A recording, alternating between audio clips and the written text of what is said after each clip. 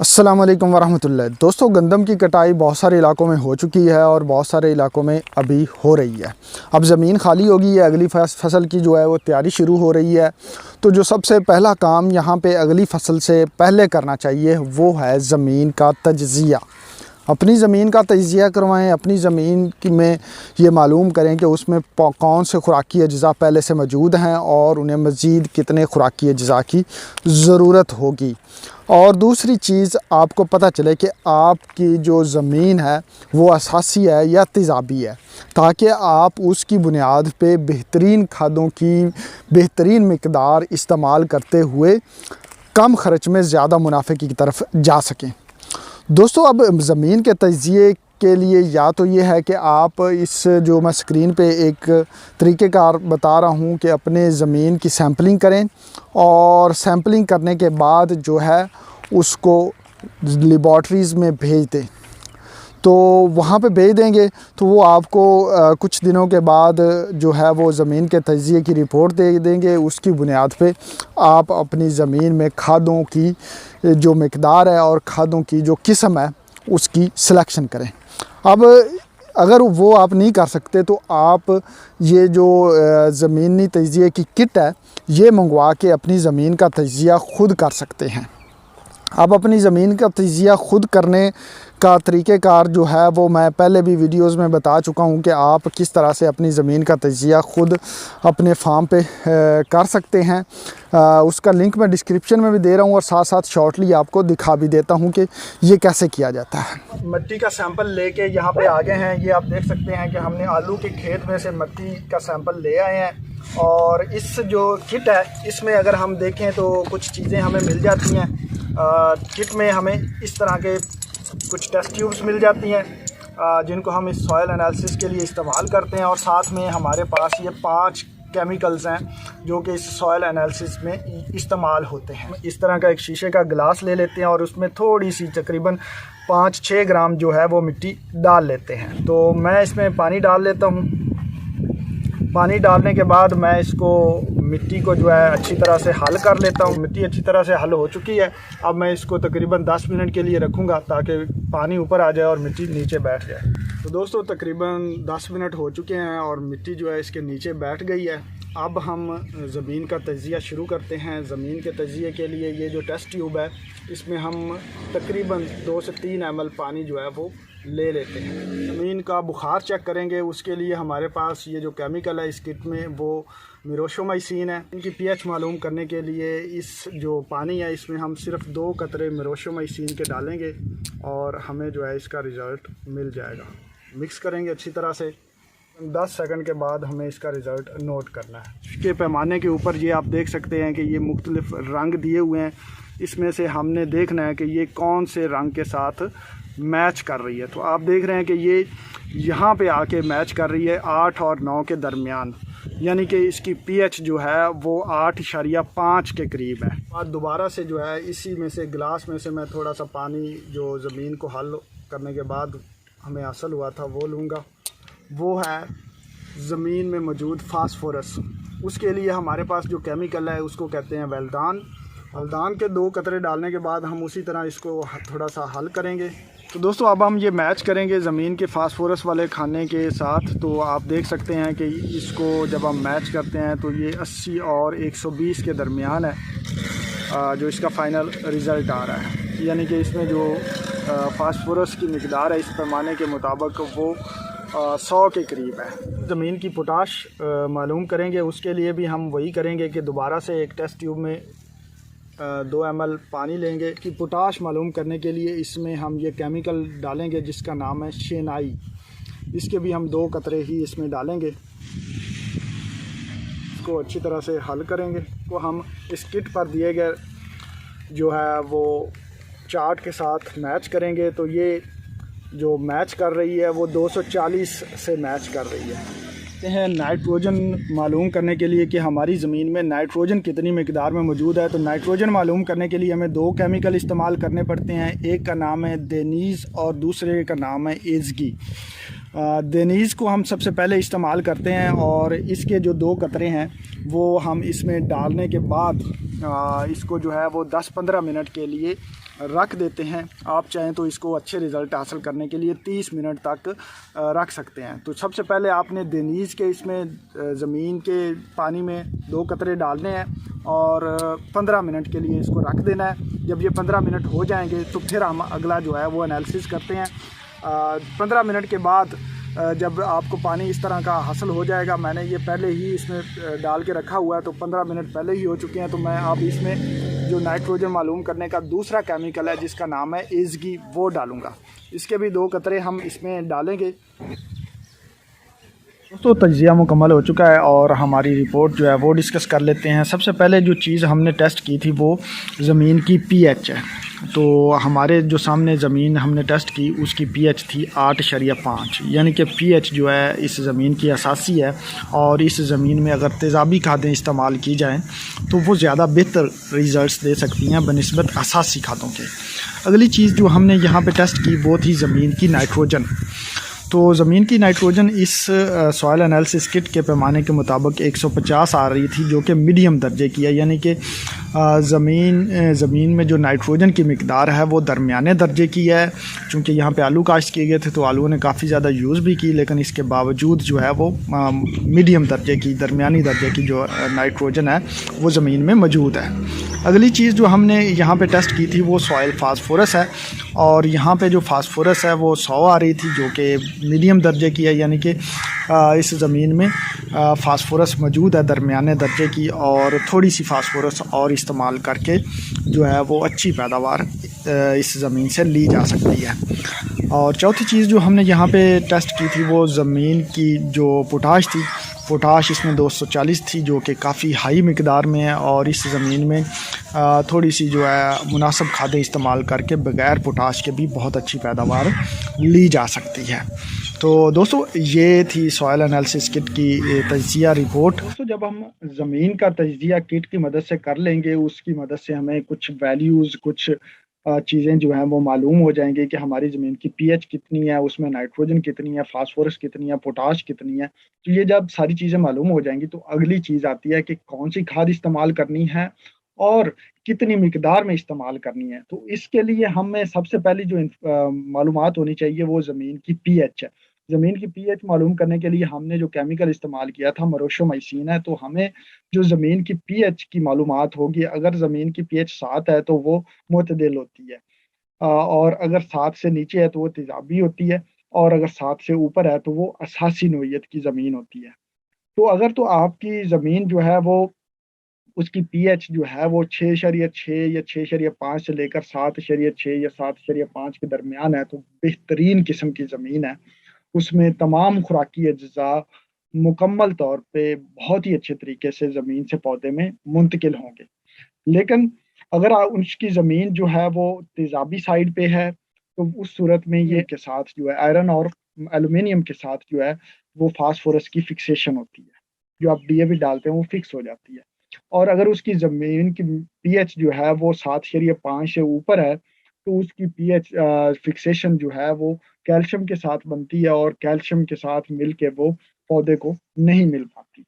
अब उस सूरत में हमें ऐसी खादों की सिलेक्शन करनी होती है जो हमें जो है बेहतरीन रिजल्ट्स दे। अगर ज़मीन की पीएच ऊपर है तो वो ज़मीन की पीएच को नीचे लेके आएँ, ताकि वो ज़मीन में खादें फिक्स ना हो और ज़्यादा से ज़्यादा जो है वो पौधे में मुंतकिल हो जाएँ। तो ये खादों की सिलेक्शन जो है वो आप पीएच की बुनियाद पे करेंगे, चूँकि हमारी ज़्यादातर जो ज़मीनें हैं उनकी पीएच जो है वो 8 से ऊपर आती है, तो हमें जो है वो बेहतरीन रिज़ल्ट्स जो हैं वो तेज़ाबी खादों से ही हासिल हो सकते हैं। अब तेज़ाबी खादें कौन-सी हैं और कौन-सी नहीं हैं, ये आते हैं हम आगे वाली स्लाइड्स में। तो यहाँ पे दोस्तों इस पैमाने की मदद से जो है आपको कुछ चीज़ें जो हैं वो मिल जाएँगी। यहाँ पे आप देख सकते हैं कि जो कमज़ोर ज़मीन है, आपको यहाँ पे नाइट्रोजन, फास्फोरस और पोटाश के मुतल्लक मालूमात मिल चुकी है। अगर तो आपकी जो नाइट्रोजन की वैल्यू है वो 10 से कम आ रही है, 10 से कम आ रही है, तो आपकी ज़मीन जो है नाइट्रोजन के लिहाज से कमज़ोर है। अगर वो 10 और 20 के दरमियान आ रही है, तो आपकी ज़मीन जो है वो दरमियाने दर्जे की है। अगर वो आपकी वैल्यू जो है वो 20 से 40 के दरमियान आ रही है, यानी यहाँ पे 50 के करीब आ रही है, तो वो ज़रख़ेज़ है, उसमें नाइट्रोजन जो है वो ज़रख़ेज़ ज़मीनों के जो मुताबिक है, वो है। और अगर वो 40 से ऊपर आ रही है तो उसमें नाइट्रोजन जो है वो हद से ज़्यादा है। अब हम आ जाते हैं फास्फोरस की सूरत में। आपने फास्फोरस जो है वो किट से मालूम की। अगर फास्फोरस की मिकदार 20 से कम आ रही है तो वो ज़मीन कमज़ोर होगी। अगर 20 से 40 के दरमियान आ रही है तो वो ज़मीन दरमियाने दर्जे की है, और अगर 40 से 100 के दरमियान आ रही है तो वो ज़मीन जो है वो ज़रख़ेज़ ज़मीन है फास्फोरस के लिहाज से। अगर 100 के ऊपर आ रही है तो फिर उसमें हाँ, हद से ज़्यादा ज़रख़ेज़ है उसमें, यानी कि बहुत ज़्यादा मिकदार में फास्फोरस मौजूद है। इसी तरह पोटाश की अगर बात करें तो आपने जब एनालिसिस किया था तो ये पोटाश का कलर जो है वो जिसके साथ मैच कर रहा है उतनी उसकी वैल्यू होगी। अगर वो 75 से कम आ रही है तो वो कमज़ोर ज़मीनों में है। अगर 75 से 150 के दरमियान में आ रही है तो दरमियानी है। अगर 150 से 200 के दरमियान है तो वो ज़रख़ेज़ इस लिहाज से पोटाश के लिहाज से, और अगर 250 से 800 के दरमियान है तो हद से ज़्यादा ज़रख़ेज़ है। ये अब आपको पता चल गया कि आपकी यहाँ से आप अंदाज़ा लगा सकते हैं कि कह सकते हैं कि आपकी ज़मीन नाइट्रोजन के लिहाज से कमज़ोर है, ज़रख़ेज़ है, दरमियानी है या हद से ज़्यादा ज़रख़ेज़ है। इसी तरह फ़ॉस्फ़ोरस के लिहाज से वो कमज़ोर है, दरमियाने दर्जे की है, या ज़रख़ेज़ है या हद से ज़्यादा ज़रख़ेज़ है। और इसी तरह पोटाश को भी देख लेंगे कि आपकी ज़मीन जो है उसके लिहाज से कमज़ोर है, या दरमियाने दर्जे की है, या ज़रख़ेज़ है, या हद से ज़्यादा ज़रख़ेज़ है। अब यहाँ से आपको पता चल जाएगा कि आपकी ज़मीन किस दर्जे में आती है। जब आपको ये पता चल जाएगा कि आपकी ज़मीन का दर्जा मालूम हो जाएगा, तो अगला जो मरहला आता है उसमें आपने कितनी जो है उसमें नाइट्रोजन, फ़ॉस्फ़ोरस और पोटाश की ज़रूरत है। तो दोस्तों यहाँ पे मैंने गंदम की फसल की रिक्वायरमेंट्स निकाली है। आप ये रिक्वायरमेंट्स जो है एग्री पंजाब की वेबसाइट्स पे जो जाके हर फसल की निकाल सकते हैं। वहाँ पे प्रोडक्शन टेक्नोलॉजीज़ दी हुई हैं, वहाँ पे ये दिया हुआ है इस तरह का चार्ट कि आपकी फसल अगर कमज़ोर है तो उसको कितनी नाइट्रोजन की ज़रूरत है, फ़ॉस्फ़ोरस की ज़रूरत है और पोटाश की ज़रूरत है। अगर वो औसत दर्जे की है तो उसमें नाइट्रोजन की कितनी ज़रूरत है, फ़ॉस्फ़ोरस की कितनी ज़रूरत है और पोटाश की कितनी ज़रूरत है। ज़रख़ेज़ है तो उसमें नाइट्रोजन कितनी चाहिए, फ़ॉस्फ़ोरस कितनी चाहिए और पोटाश कितनी चाहिए। तो यहाँ पे आगे कुछ बोरियाँ भी उन्होंने बना के दी हुई हैं। आप इसको भी फ़ॉलो कर सकते हैं। अब हम आ जाते हैं कि ये जो मार्केट में मुख्तलिफ खादें मौजूद हैं, उनमें से आपकी ज़मीन के लिए बेहतरीन खाद कौन-सी होगी, ये आप डिसाइड करेंगे उसकी पीएच को देखते हुए। मिसाल के तौर पर यूरिया है, उसमें नाइट्रोजन 46% होती है। अगर आप 1 बैग यूरिया 50 किलो का लेते हैं तो 23 किलो जो है वो नाइट्रोजन आपको वहाँ से मिलती है, और इसकी पीएच को देखें तो ये 8.5 के करीब होती है। अमोनियम सल्फेट है, उससे 21% नाइट्रोजन होती है। फ़ीसद की बात कर रहे हैं, अगर 50 किलो का बैग आप लेते हैं तो उसमें जो है वो आपको साढ़े 10 किलो नाइट्रोजन मिलती है। आमतौर पर ये 25 किलो में अगर आएगी तो आप साढ़े 10 किलो की बजाय साढ़े 5 किलो कर लेंगे। तो ये आप पे है कि वो कौन-सा बैग है, 50 किलो वाला, 25 किलो वाला। तो उसमें सल्फर भी होती है और इसकी पीएच 4.5 होती है। कैल्शियम अमोनियम नाइट्रेट जो है, इसमें 26% नाइट्रोजन होती है और इसकी पीएच जो है 4.5, और बाज़ औक़ात ये न्यूट्रल होती है, 7 पे भी इसकी पीएच होती है। इसी तरह फास्फोरसी खादों में हमारे पास सिंगल सुपर फ़ॉस्फ़ेट है, इसमें जो है नाइट्रोजन और फास्फोरस की परसेंटेज लिखी हुई है, सल्फर वगैरह। ट्रिपल सुपर फ़ॉस्फ़ेट में फास्फोरस कितनी है और सल्फर कितनी है। इसी तरह डीएपी जो है उसमें नाइट्रोजन कितनी है, फास्फोरस कितनी है और इसकी पीएच कितनी है। अमोनियम मोनो अमोनियम फ़ॉस्फ़ेट जो है उसमें नाइट्रोजन कितनी है, फ़ॉस्फ़ोरस कितनी है और सल्फ़र कितनी होती है, और इस तरह इसकी पीएच कितनी है। इसी तरह पोटाश की ये कुछ लिखी हुई है। तो आपको अपनी फसल के लिए खाद की जो सिलेक्शन है, खाद कौन-सी डालनी है और कितनी मिकदार में डालनी है, उसके लिए आपको ये मालूमात होनी चाहिए कि आप के जो खाद इस्तेमाल कर रहे हैं, उसकी पीएच कितनी है, उसमें नाइट्रोजन, फ़ॉस्फ़ोरस और पोटाश की मिकदार कितनी है, ताकि आप अगली फसल के लिए खाद का जो है वो मालूम कर सकें। अब हम आ जाते हैं, ये वाला वही फ़ॉर्मूला है जो कि मैंने आपको पीछे भी बता चुका हूँ कि अगर आपकी कमज़ोर ज़मीन है, तो उसमें इतनी नाइट्रोजन होगी और आपको इतनी नाइट्रोजन मज़ीद डालनी पड़ेगी फ़ी एकड़।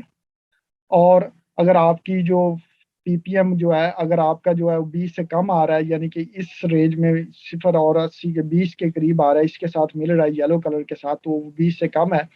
तो 20 से कम है तो आपको 46 किलो मज़ीद नाइट्रोजन की ज़रूरत है। ये गंदम की बात कर रहा हूँ, मुख्तलिफ़ फसलों की रिक्वायरमेंट मुख्तलिफ़ होती है। मैंने बताया आप एग्री पंजाब से जाके अपनी फसल है, धान है, उसकी भी रिक्वायरमेंट कमज़ोर में कितनी है, दरमियाने में कितनी है, वो देख सकते हैं। ये वाला जो चार्ट है, ये गंदम के लिहाज से मैंने बनाया, हर फसल के लिहाज से मुख्तलिफ़ चार्ट बनेगा।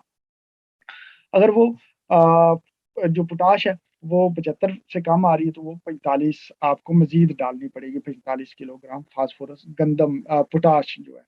अगर वो फॉर मिसाल के तौर पर जरखेज के दर्जे में आ रही है और जरखेज में आपको 46 किलो नाइट्रोजन डालनी पड़ेगी, फास्फोरस जो है वो 30 किलो डालनी पड़ेगी और पोटाश जो है वो 25 किलो डालनी पड़ेगी। तो ये इस तरह से है। अब हम इसी को आगे मजीद समझने की कोशिश करते हैं कि अगर आपकी ज़मीन कमज़ोर है तो इसमें अगर आप उसमें गंदम काश्त करना चाहते हैं तो 64 किलो नाइट्रोजन मज़ीद चाहिए उसमें। अब 64 किलो नाइट्रोजन जो है वो आप देखेंगे कि मैंने कौन-सी खाद इस्तेमाल करनी है।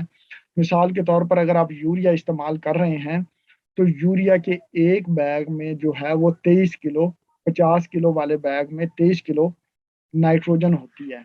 तो आप देख लेंगे कि आपको 64 किलो नाइट्रोजन के लिए कितने बैग चाहिए, 3 चाहिए, 3 से कुछ ऊपर चाहिए, तो उसी लिहाज से आप देख लेंगे। तो इसी तरह आप फास्फोरस को भी देखेंगे कि फास्फोरस कमज़ोर ज़मीन में 46 किलो चाहिए। अगर आप डीएपी की सूरत में इस्तेमाल कर रहे हैं, तो डीएपी के 1 बैग में जो है वो 23 किलो नाइट्रोजन होती है। तो आप 23 यानी कि 2 बैग जो है वो नाइट्रोजन के चाहिए होंगे, 46 तब बनेगा। इसी तरह पोटाश भी आप देख लेंगे, आप कौन सी खाद इस्तेमाल कर रहे हैं, एसओपी इस्तेमाल कर रहे हैं, एमओपी इस्तेमाल कर रहे हैं या कोई और जो है वो पोटाश की सोर्स इस्तेमाल कर रहे हैं, तो वहाँ पे आप इसको कैलकुलेशन कर लेंगे। अब ये ज़रूरी नहीं है कि आप ये यहाँ पे अगर 40 किलो लिखी हुई है तो आपने 40 किलो ही डालनी है, या यहाँ पे ये जो दर्जा जरखेज का है तो ये जरखेज में 30 किलो मजीद चाहिए, हालांकि इसमें बहुत सारी फास्फोरस पहले से ही मौजूद है, लेकिन हम रिकमेंड कर रहे हैं 30 किलो मजीद डालें क्योंकि वो बहुत सारी नाइट्रो फास्फोरस जो है वो फिक्स हो चुकी है होती है। इसको आप मजीद बेहतर कर सकते हैं अगर आप ज़मीन की पीएच को देखते हुए अच्छी खाद की सिलेक्शन करें। मिसाल के तौर पे अगर ये ज़मीन आपकी ये वाले दर्जे में आ रही है तो आप यूरिया फास्फेट या फास्फोरिक एसिड को पक्के बट की ज़मीनों में इस्तेमाल करके बहुत कम खर्चे में जो है वो जो अच्छी पैदावार की तरफ जा रहे हैं। यहाँ पे 30 किलो से मुराद है 1 बैग से ज़्यादा आपको फिर भी जो डीएपी डालनी पड़ेगी। लेकिन अगर आप फास्फोरिक एसिड के या यूरिया फॉस्फेट पे आ जाते हैं तो वो आपको बहुत कम डालना पड़ेगा और बहुत कम खर्चा भी होगा। तो इसी तरह ज़मीन की पीएच को देखते हुए अगर आप मुनासिब खादों की जो है वो सिलेक्शन करेंगे तो आपको बहुत कम खादें इस्तेमाल करते हुए अच्छी जो है वो पैदावार हासिल कर सकते हैं। अब ये वाली कैलकुलेशन हमारी जो है वो पुरानी खादों को मद्देनजर रखते हुए की गई है कि डीएपी है, सिंगल सुपर फॉस्फेट है, जो यूरिया है उसके लिहाज से, क्योंकि उनकी बहुत सारी मिकदार जो है वो हमारी जमीन में रह जाती है।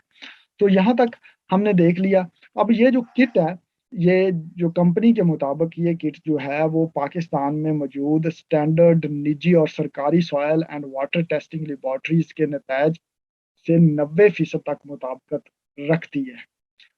अब क्योंकि जब हम लेबॉर्टरी में भी सैंपल आप भेजते हैं तो एक लैब से वही सैंपल आप 2 लैब में इकट्ठा भेजें तो उनके रिजल्ट्स में थोड़ा बहुत फर्क आता है, तो वो एस्टिमेशन होती है आपके सॉइल के एनालिसिस की। तो यहाँ पे 90% तक मुताबिकत बहुत अच्छी मुताबिकत होती है और ये बहुत अच्छा जो है वो हमारा एनालिसिस करके दे सकती है। अब यहाँ पे इस किट को से अच्छी तरह फायदा उठाने के लिए जरूरी है कि आपको पता हो कि आपको अगर पीएच की वैल्यू आ गई है तो कौन सी खाद आपको बेस्ट रहेगी। आपने अपनी ज़मीन को समझते हुए अच्छी खाद की सिलेक्शन करनी है और दूसरी चीज़ आपको पता होना चाहिए कि कौन सी खाद की पीएच कितनी है और उसमें नाइट्रोजन, फास्फोरस और पोटाश की मिकदार कितनी है ताकि आप अपनी ज़मीन के लिहाज से मुनासिब खादों की सिलेक्शन कर सकें। तो दोस्तों ये था इस किट के मतलब छोटा सा इंट्रोडक्शन। अगर आपका कोई मज़ीद सवाल हो तो आप नीचे कमेंट में कर सकते हैं। आने वाली वीडियोज़ में मैं कोशिश करूँगा कि उन सवालात के जवाब को भी आप तक पहुँचाया जाए। हाँ, ये किट खरीदने के लिए नंबर जो है वो मैं स्क्रीन पे शो करवा रहा हूँ, आप उस पे कॉल करके ये किट मंगवा सकते हैं। आजकल जो इसका रेट चल रहा है वो 3000 के करीब है, 3000 चल रहा है। जो रेट्स हैं वो चूँकि डॉलर के प्राइसेस बढ़ते हैं तो थोड़े बहुत जो हैं वो ऊपर-नीचे हो सकते हैं, जैसे डॉलर ऊपर जाता है तो वो ऊपर चले जाते हैं। लेकिन आजकल इसके रेट जो रिसेंटली मुझे बताए गए हैं वो 3000 चल रहे हैं और ये पाकिस्तान में थ्रू आउट पाकिस्तान डिलीवरी देते हैं और मेरे ख्याल में ये अच्छे जो फार्मर पढ़े लिखे हैं उनको ज़रूर लेनी चाहिए, एक्सटेंशन वर्कर्स को ज़रूर लेनी चाहिए, हमारे जो पेस्टिसाइड डीलर्स हैं उनको अपने पास ज़रूर रखनी चाहिए, ताकि वो किसानों को बेहतर गाइड कर सके। किसान उनके पास जो है वो अपना ज़मीन का सैंपल लेके आएँ और वो उनको तजज़िया करके बेहतरीन खाद की रिकमेंडेशन दे सकें। दोस्तों मिलते हैं अगली वीडियो में, दुआ में याद रखिएगा। अल्लाह हाफ़िज़।